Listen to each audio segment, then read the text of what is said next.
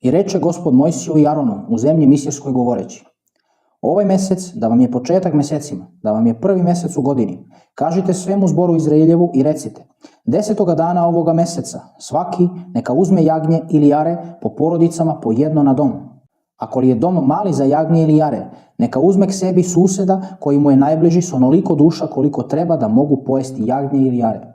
A jagnje ili jare da vam bude zdravo, muško od godine, između ovaca ili između koza uzmite.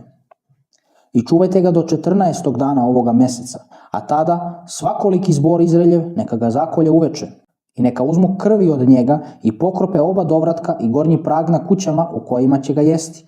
I neka jedu meso iste noći na vatri pečeno s hlebom presnim i sa zeljem gorkim neka jedu.